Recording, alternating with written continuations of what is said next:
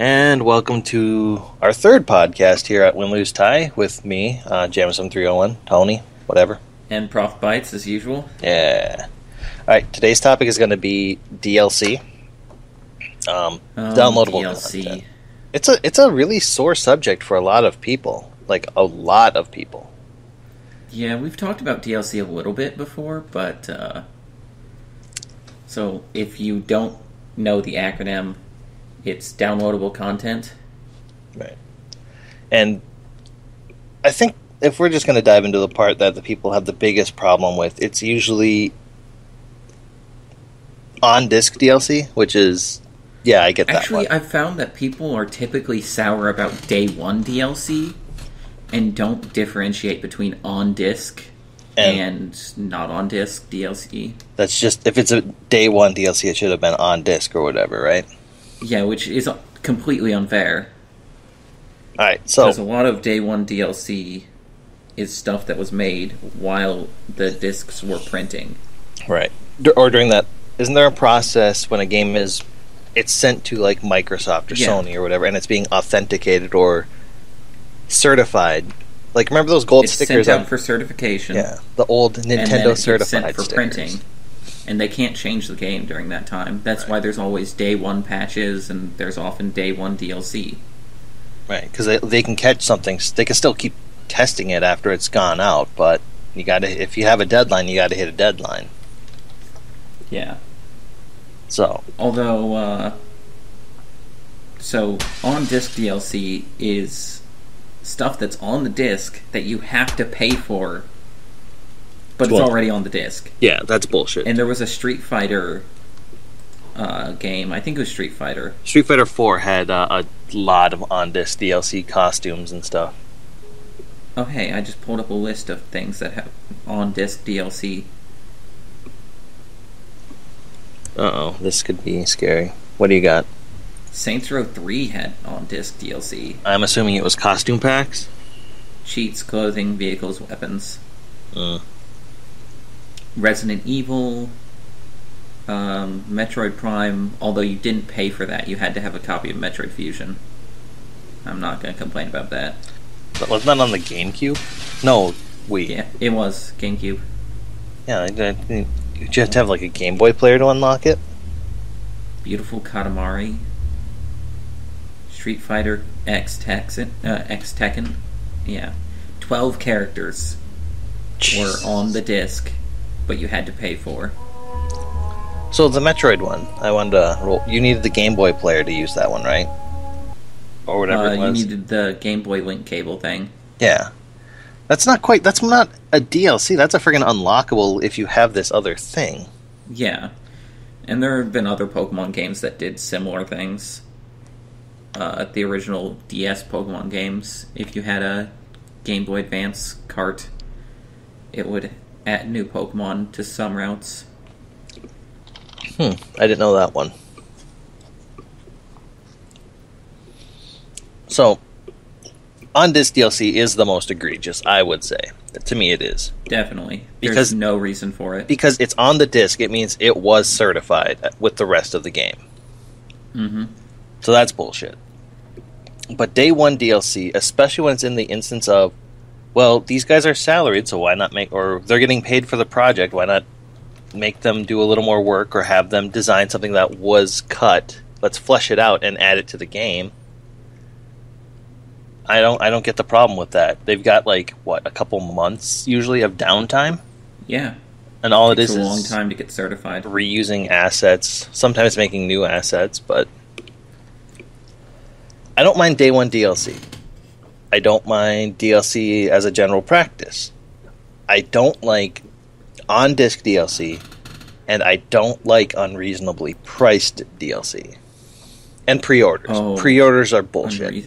Okay, so pre-order, I think, is the thing I hate the most. Mainly because I hate GameStop. Did you hear about the Hyrule Warriors pre-order thing? Yeah, I did. So there's like 3 costumes that you could only get through pre-order. However, those costumes are now on the eShop, and you can buy them.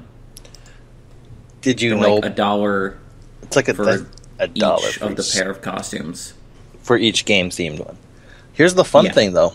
In Japan, if you pre-ordered, you would get all 3 DLC packs with your game. In the U.S., they were split up among 3 different retailers. I think it was Toys R Us, I think, GameStop. Best Buy and GameStop, something like Yeah, that. I think so. And so with the way it works in the U.S., I'm going to put up a graphic of this. It's the Watch Dogs pre-order bonus chart. Watch_dogs. Yeah. And that is just an atrocity that it requires a friggin' spreadsheet to see what stores get you what DLC. Oh, Jesus. I was not aware of this. Yeah, it's ridiculous. And different things that you pre-order give you different shit? Yep. The fact that you need a chart to see this. Yeah, it's crazy. That's so gross. So that's the sort of shit I can't take. That bothers me. Okay, so wait. You can only get the Conspiracy Mode Digital Trip DLC if you get the Gold or Season Pass pre-ordered. And those will get you, pre-ordering those will get you a bunch of DLC, which I'm assuming the Season Pass is just all the DLC. But if you get the Uplay exclusive edition, don't, because Uplay is awful, you get like half of the Season Pass. And a game disc. Yeah. Oh my god. And a steelbook. I don't mind the pre-order and you get neat physical things like action figures or whatever. Right. But when you start requiring DLC to be pre-ordered, like Borderlands 2 had this with the Creature Dome, the Creature Slaughter Dome. You had to pre-order the game to get it until like a year and a half after release. God, there is no fucking edition of this game that has all the bonus features. Jesus Christ. No, there isn't. I'm sorry, I was just mesmerized by how awful that was. I'm sorry. Because, holy shit. There were 9 different versions of the game. 8 or 9. That's another thing. But that should be for a different podcast, different versions of games. Okay. So, that's the sort of shit I have a problem with. You know what? Fuck, turn this into DLC. What do we have a problem with in game? Because I think we've basically covered DLC already, and that's not very long. No, there's one other thing that I'm spacing on now. There's Day 1 DLC, pre-order DLC, right, DLC pricing. Oh, yeah, we could go on for a while on that, because Jesus Christ. Some Worst companies offender? do DLC pricing really well. Like Nintendo. Nintendo's amazing. They're late to the party with everything, but they've at least adopted a fairly reasonable strategy right now. I spent $20 to get 5 DLCs for Hyrule Warriors. Right, and I got the Master Quest, I got Twilight Princess, I got the Termina map, I got Epona, which is significantly cheaper than the first 3, but the first 3 are more than $20 total. And then I'm also going to get the Boss Rush mode or whatever it is that will be coming out last. And to top it all off, I got Dark Link as a costume. Isn't that the season pass thing? Yeah. Thing? I don't mind season passes. I'm trying to figure this out. Do I like it when season passes are announced before the game is released? I don't mind it. It means they're committed to making more content for the game. I feel like it's become almost mandatory. Especially for bigger games. Yeah. Like, yeah, you basically have to say, I'm going to... What it really sucks, though, is if you buy the season pass before you know the quality of the DLC. Yeah. I really hate that. Like, it's a limited time season pass thing. Or whatever. If that's if it's a limited time season pass, I really hate that. If that's a thing. I'm not sure. Very few companies do that. Because, like, I can go out and pick up the Saints Row 4 season pass, and I'll know it's a good thing because I know the DLC for it's pretty good. Or Same you for can go pick up Borderlands 2. Or you can still pick up the Hyrule Warriors season pass. Right. I don't mind it because then you're like, okay, well, I'm getting this bundle of quality DLC for cheaper than Mario Kart season pass. For cheaper than if I had bought each thing individually. Yeah. And some season passes give you a bonus. Mainly Nintendo's. Can I just say Nintendo's amazing? Like, the way they've been handling DLC is fantastic. Yeah. I think they might feel that they burned a lot of goodwill with the quote-unquote hardcore with the Wii or something. I don't know. Their pricing has been really good. Let's go through this, because I have a great example for really bad and great example for really good. Alright, have at it. I think I know where you're going with the really bad. Nintendo is my example for really good. So first there was Pikmin 3, and you got 2 maps for free for the treasure collecting thing, the most fun part of the game, pretty much. And you could pay $2 for an additional 4 maps, and then about 6 months later you could pay $5 for an additional 10 maps. Those are really good prices. Okay, so for someone who hasn't played Pikmin, how, give me an estimate of how much game time those 12 maps add for treasure hunting. An approximation. The 20 maps? I thought you said they gave out 2 maps for free, and then and for $10. Free maps, or there's the free maps. There was 2 free maps, and how many maps came with the $10 pack? There was no $10 pack. There was a $5 pack that gave you 10 maps. Right, so that's why I said 12 maps. The 2 free ones. And then there was the 2 4 map packs that were $2. Okay, I misheard you. So you pay $9. You get 20 more maps, and the game originally had 10. Oh. Okay, that'll do it. Jesus Christ, it doubles up on that. So, about how much time does it take to complete one map, roughly? 8 to 10 minutes, I think. Okay. So you're paying It's a time limit thing. Right. So the time limit's 8 to 10 minutes, but you can spend a lot of time working to get gold, and there's a leaderboard, and it's crazy how fast people do those things. Okay. I'd suggest looking up some videos. So they're like puzzle maps. Curious, because they're amazing. 20 puzzle maps. So, yeah. I know I've spent at least an hour on one map alone. All right. The next example of good Nintendo good DLC before I cut you off, because I hadn't played Pikmin 3. Oh yeah, Mario Kart. Spend $12, $13 for an additional 16 courses. Bless you. And another what? And 6 on top of drivers? that, you get 6 new drivers and a bunch of Yoshi and Shy Guy colors. And some new carts. And I guess. I don't care about the new carts. Yeah. Master Cycle looks pretty cool. It is okay. All the carts that you get from the DLC are essentially just reskins. Right. They are functionally identical to stat-wise to the main carts. Which I think is a good idea. Right.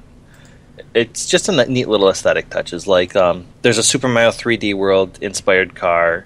There's a the Blue Falcon from friggin' F-Zero Wait, you has can the drive. second DLC pack launched? Not till March, I think, or May. It's not yet. Not for a little while. Okay. I was wondering because, like, I tend to miss DLC release dates. My Wii U gives me notifications when things like that happen, or it'll be like, finish downloading, so. Yeah. Alright, so Hyrule Warriors, Pikmin, Mario Kart, good examples of DLC. Oh man, Hyrule Warriors is the best. Let's get to bad. Let's get to the Bad. pain and anguish. So, there's this game that came out a while ago that I probably already ranted about. Payday 2. Oh god. This is what sparked It does off our DLC DLC so discussion. poorly. Yeah. So, there's a ton of DLC for this game. 3, 4, 5, 6, 7, 8, 9, 10, 11, 12, 13, 14, 15, 16. 16 DLC packs. Ugh. There's a lot of them. To be fair, there's a lot of Payday or Borderlands 2 DLC as well, though. Actually, 17. There's a $20 DLC pack that is apparently... Do you want to help support the developers? Like, I'm going to look at this because it doesn't say anything in the looking at all the DLC what you get. Right. In the $20 bundle? Oh, this is a pre-purchase, too. Ooh.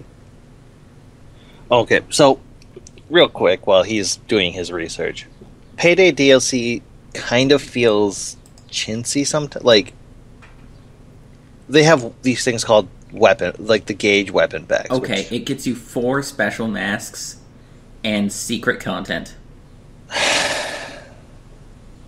It's coming out in March, so this is a pre-order of DLC. secret content, too. Oh my god. And it's $20. You know what I bet it's going to be? $20 for 4 masks and secret content. I'm going to bet they're going to put that stupid thing they had, the Crime Fest rewards in there that they had for their event. No, they've already released the Crime Fest rewards. Even the new enemies? I think except for the new enemy. I don't know. Because they could probably exactly. hide a new heist with new enemies in that DLC. So there are 2 character packs that cost $5 each. There's a shit ton of weapon packs, and they give you like 3 weapons and 4 masks or something along those lines. And those are all $5. They give... There's a bunch of $7 heist packs, and it's 1 level for $7. I mean, it's not like awful. It's not the worst pricing I've heard. It's pretty bad. It feels, especially since a lot of the weapons feel pretty similar from what I remember when I played it last. Like, Yeah. there's no discernible difference between assault rifles apart from how fast they let you move and how fast they kill guards. What I think the worst thing is, though, is the DLC for the mods, the weapon mods. So, if you haven't played Payday 2, it has a completely awful weapon mod drop system. Like, you need some mods to do well. You just need them. And you get them randomly at the end of missions. If you pick them from a card. No, the cards don't matter at all. Oh. The cards are complete bullshit. What you get is decided before you select the card. So they're only there to make it take longer. Like those cards literally do nothing. Really? Which is another really upsetting thing. I thought it was an actual thing of chance, not a predetermined thing with the illusion of chance. No, it's predetermined with the illusion of chance. Interesting. And even if it wasn't, it still wouldn't matter. But you spend $5 to partially fix a broken system. To just instantly unlock the parts you need? Well, you have to pick up the packages and then when you get enough of them, you get all the parts in a specific set. Ooh. It's really retarded. Do you want to hear a more egregious example of DLC, though? Like, this will put Payday to shame. Is it the train one? Train Simulator 2015. Oh, God. 300 pieces of DLC, averaging $20 a pop for specific train cars to add to your big train. Why would anyone buy that shit? It's literally digital model trains. That's what it is, and they're charging accordingly. They're charging a physical price for a digital good, is what it feels like. And there's routes you can buy. Those are $40. There are, for this game alone, $4,536 worth of DLC. If you define that as worth. Monetary estimate by the company. Why would anyone pay that much? Like... Sadism. Why would you pay even a third that? A fourth of that? No. A fraction of that. 10% of that. $400. There you go. I wouldn't pay 1/100th of that. You wouldn't the pay... base game is $40. Excuse me. And then they want you to spend $20 to $40 per DLC.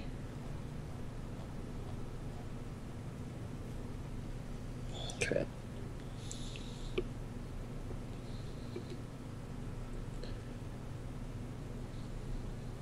Why?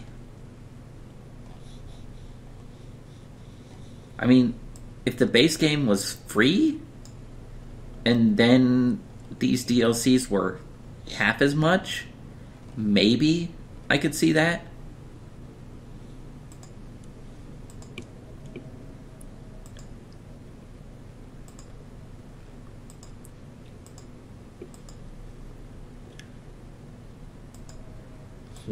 You're gonna have to talk, Tony. My brain just I was actually processing something else. I was like, all right, to be fair, let me find a game that I like and look at its DLC and see if there's anything unreasonable among that.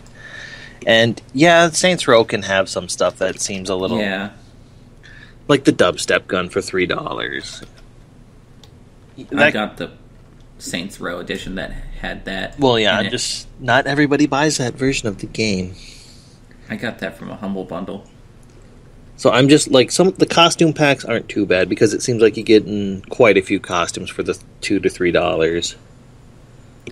There's still $62 of DLC for that game. Yeah, I feel like some of the weapons could have been bundled together to make a weapon pack or something, but actually, 62 is not correct because there's the season pass in there. Right. So that's another 15? No, it takes off like...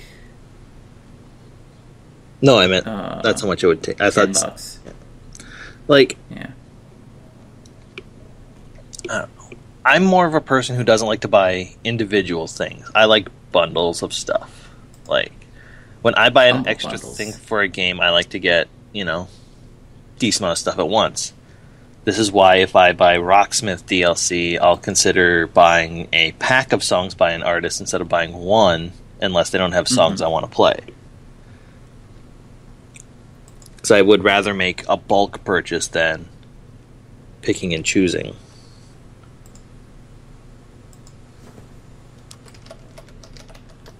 Picking things over.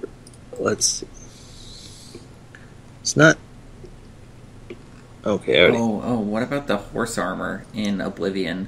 How much was that one? How much did they charge for that? $2.50. For a cosmetic? Yeah. That seems...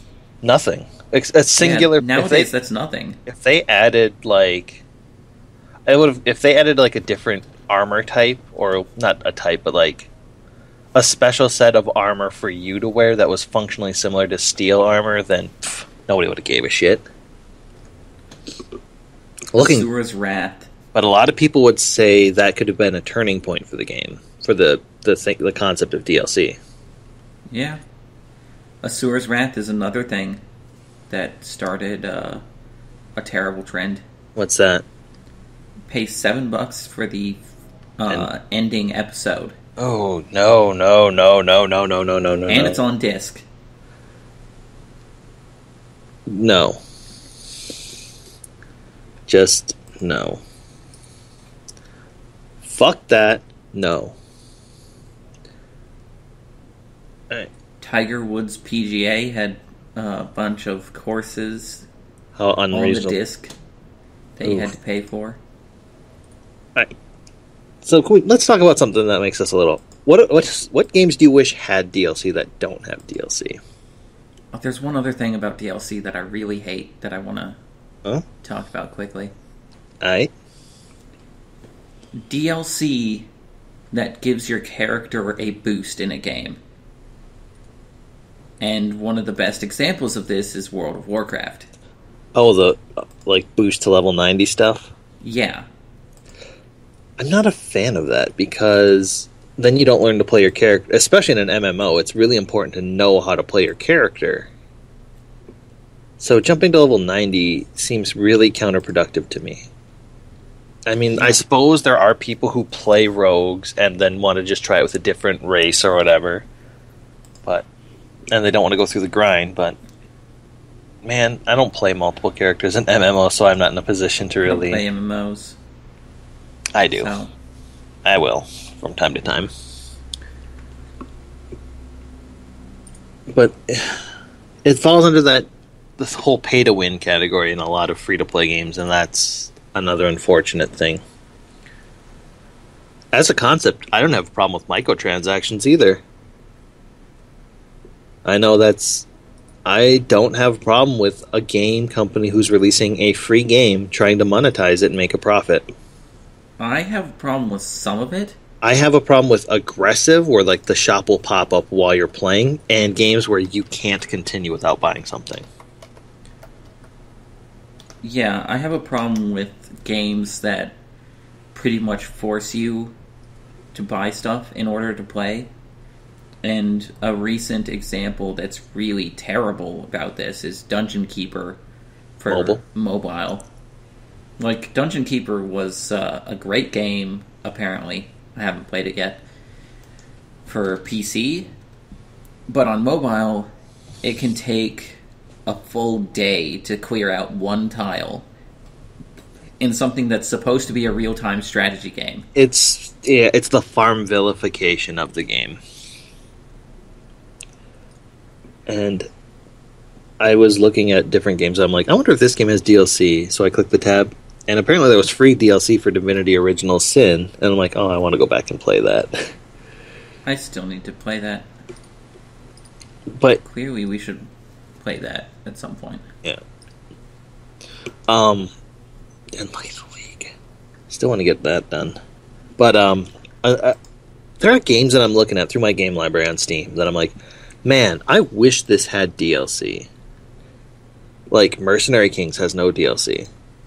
Yeah. Great. We still haven't finished that game completely. Reciteer and Item Shop Tale doesn't have DLC. Risk of Rain doesn't have DLC. But they've been have good. An update. They've been adding items and stuff. So, there is one thing, DLC versus free updates. I don't think that we should really make a distinction.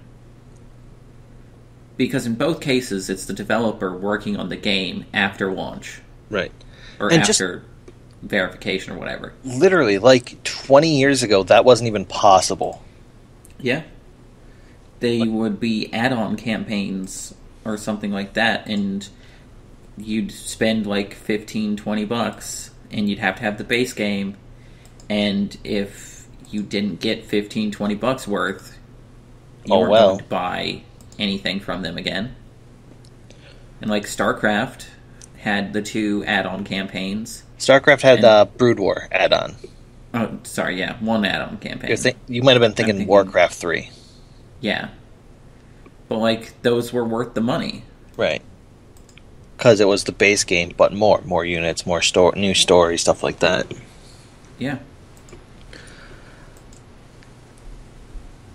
And not a lot of companies do that anymore. So, yeah, we don't see a lot of add-on pack, like full-on expansions, because those take longer to release, and by the time they're out, how many people have moved on from the game? I don't know. Because a lot of DLC sales come within that first month. Because once you take that game out of your system, a lot of times there's a chance that you don't put it back in. Especially if it's like I took Ni no Kuni out of my PS3 and it's sitting by the system, and I haven't gone back to it in like a year. I don't do that. I go back to games a lot, which is probably why I have such a large backlog. Right.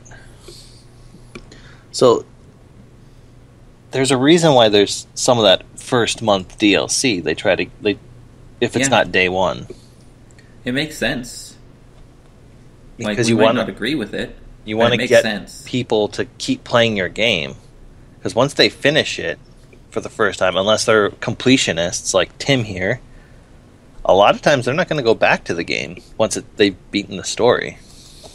Unless the game was outstanding. Like Skyrim for some people.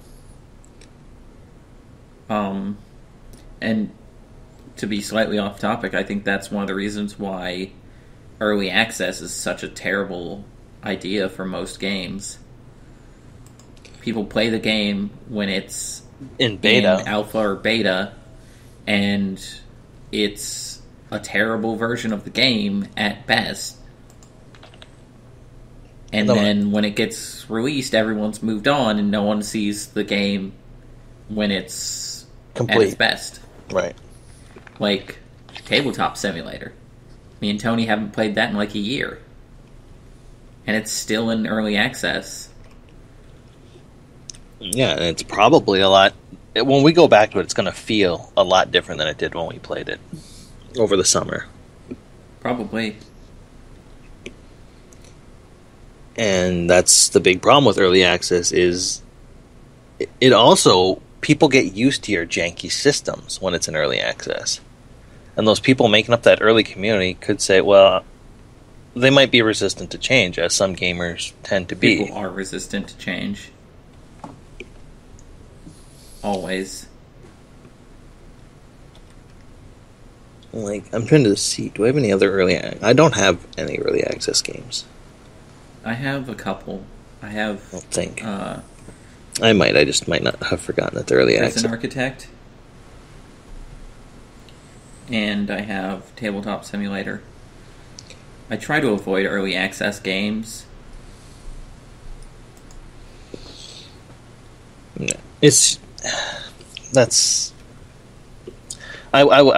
I had the originator of the early access games. I had Minecraft. Yeah. I've actually been playing that lately, but with some mods, and it's actually really good. Reed gave me Minecraft. It was as I expected. Meh. Yeah. It's a game that you have to be able to set your own goals fairly easily. But yeah. A little off topic there. A little bit. Yeah, there are some games I wish actually would have DLC. Like, I wouldn't mind DLC for... Let me see. Battle Block Theater doesn't seem to have any DLC.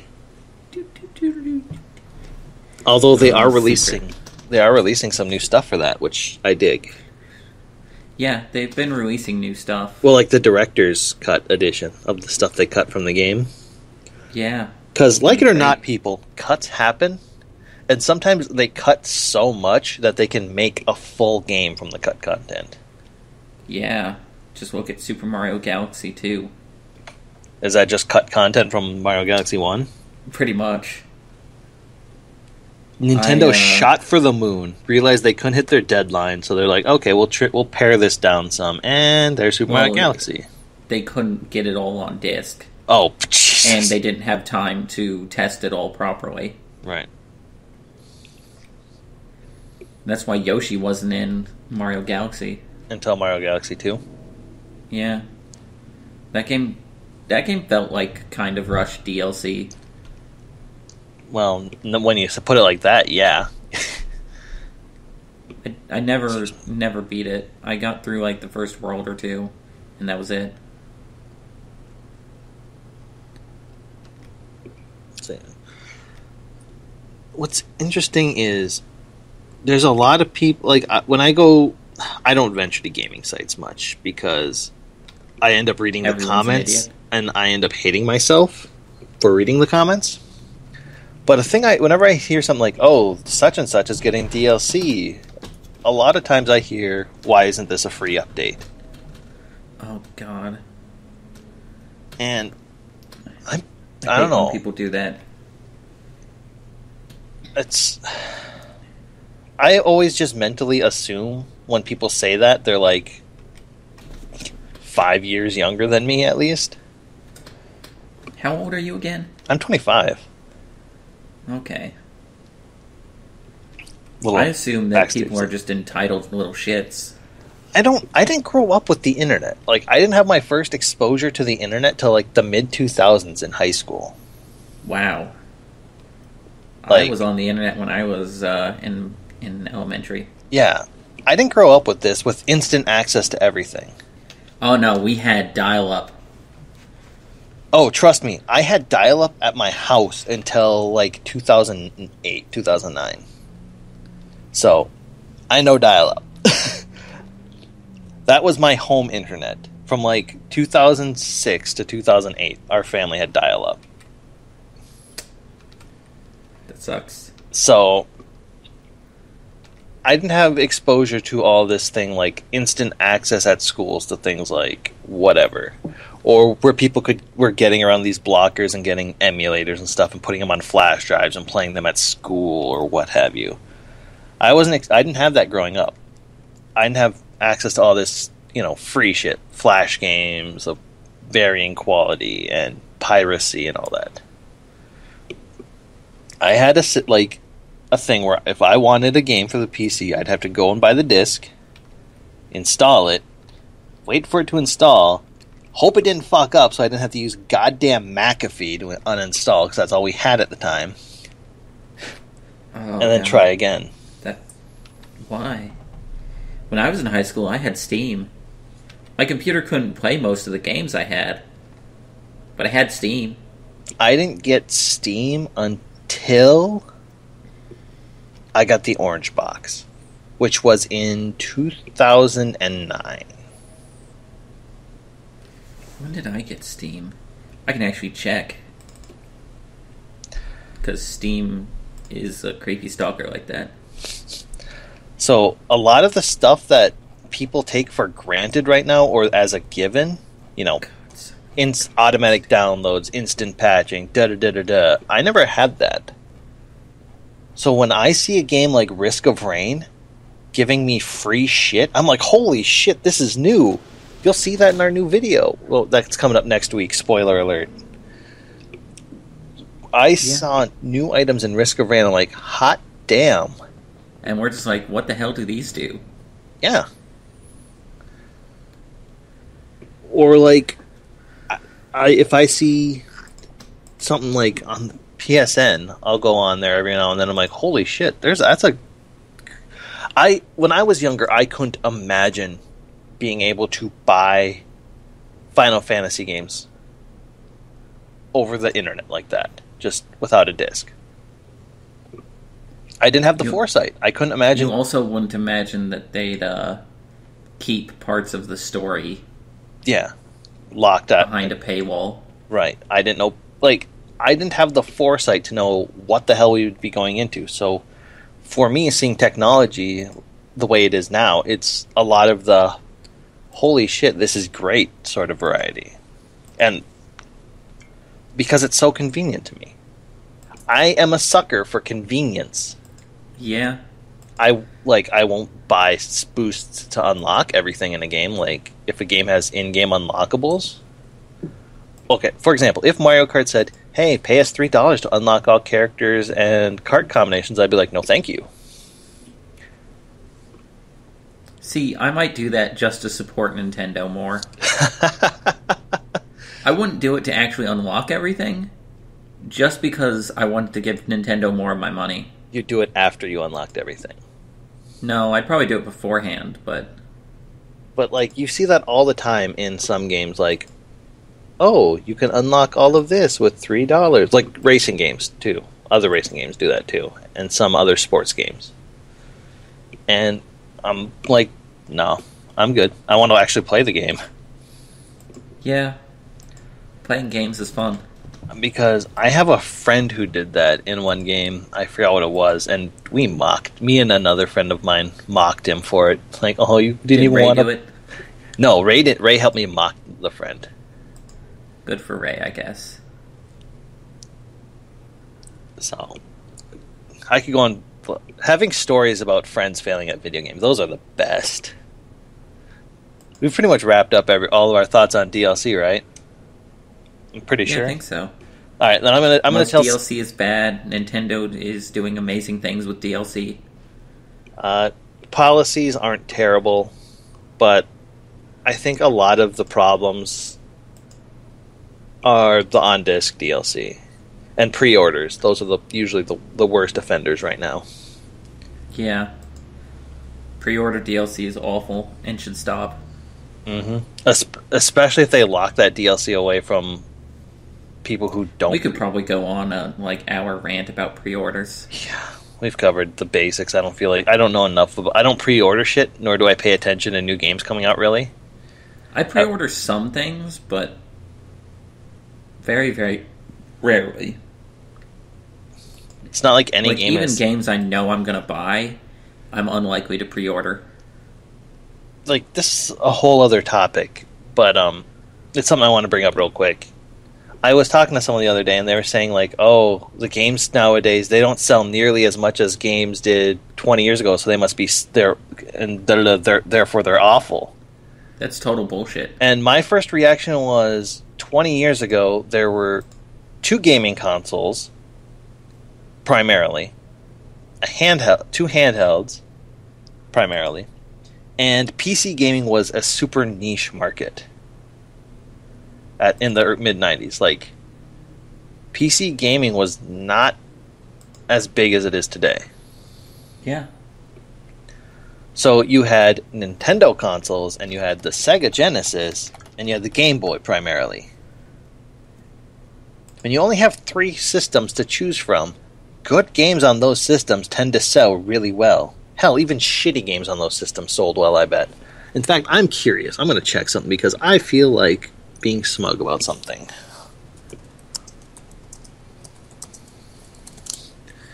I want to see if this game has...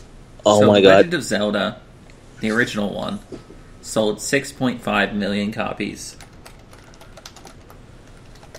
Let's check how much Hyrule Warriors has sold, which isn't even a normal Legend of Zelda game.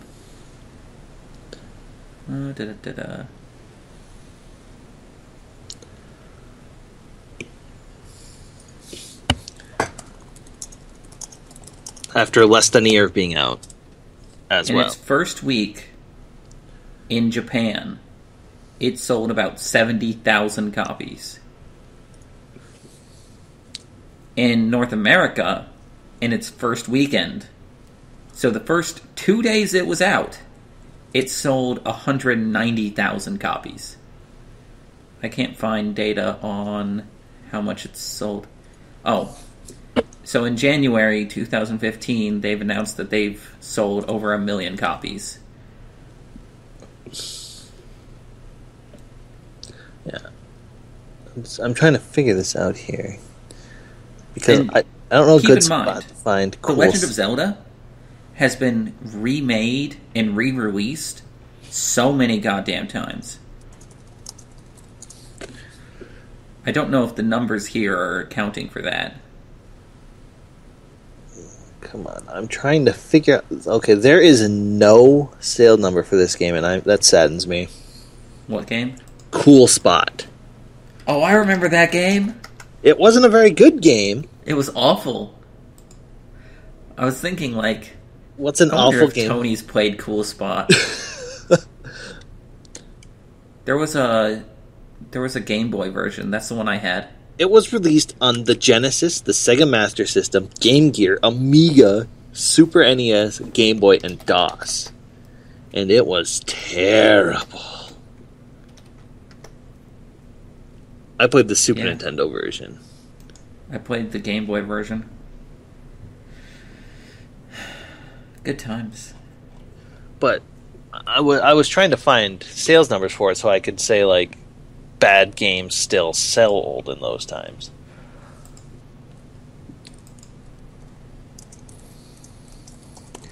Like, Minecraft has sold over 14 million copies.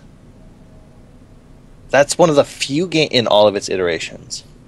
That's a modern game that's just blown the hell up. Skyrim sold 20 million copies. So, very rarely is there a game that reaches across genre and platform lines, which is why we don't get so many huge sellers, because the fan base is so fragmented. That's true. Because look how big PC gaming is. PC gaming is a huge force right now. Console gaming is still really fucking big. The games industry is a bigger industry than music and movies combined. On how much it makes a year. Not only that, not only are there the two major consoles, PC gaming muscling in, three major consoles, my bad, so that's 4 systems right now. We got the 3DS, which is a really strong handheld console. If the Vita didn't peter out, that would have been another competitor. But in addition to all of that, mobile gaming is fucking huge, and everybody loves to discount it. And then, of course, the price has gone up. Right. And to bring this all back around, that's why DLC is so common. Because the DLC is much cheaper to make than a full game, and it gets you much higher profits. The cost because it's almost always download. The cost of developing a game is so goddamn much. Yeah. Look how much was spent on Grand Theft Auto 5. And how much they spent on friggin' marketing. They cost Grand Theft Auto 5, the largest budgeted game to date, $265 million to develop, and that's just unreal. And did it have day one DLC? I don't recall. I don't remember.